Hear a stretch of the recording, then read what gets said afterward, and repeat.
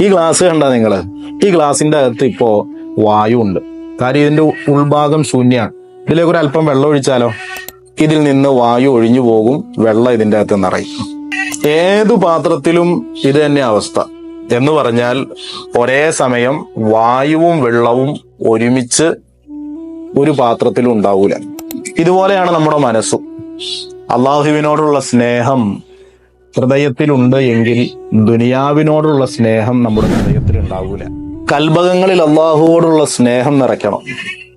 കർമ്മകാണ്ഡത്തിൽ ആരാധന മുറകളും നിറയ്ക്കണം. ദുനിയാവിന്റെ സമൃദ്ധി തരാനുള്ള അധികാരി അള്ളാഹുവാണ്. സകല വസ്തുക്കളെയും സൃഷ്ടിച്ചവൻ അള്ളാഹുവാണ്. അവനെ സ്നേഹിച്ചാൽ ശാന്തി സാമ്രാജ്യത്തിലെ മഹാരാജാക്കന്മാരായി മാറാൻ കഴിയും നമുക്ക്.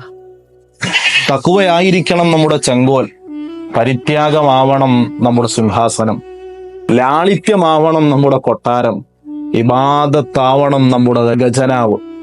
അങ്ങനെയായാൽ പ്രജകളായി ലോകരെ നമുക്ക് അള്ളാഹു കീഴ്പ്പെടുത്തി തരും. അപ്പോൾ നാം സമ്പന്നരാവും, ഐശ്വര്യവാന്മാരായി മാറും.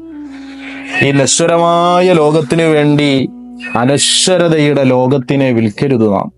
അള്ളാഹു അടിമയ്ക്ക് സ്നേഹാദരവുകൾ നൽകുന്നതിന്റെ അടയാളം മുത്തുനബി സല്ലല്ലാഹു അലൈഹി വസല്ലമ തങ്ങൾ പറഞ്ഞത് തെറ്റുകളിൽ മുഖരിതമാവാതിരിക്കാനും സൽക്കർമ്മങ്ങളിൽ സജീവമാകാനും അവന് തൗഫീഖ് നൽകുമെന്നാണ്. ഖുർത്തുബിയിലും ബൈലാവിയിലും ഈ തിരുമൊഴി കാണാം.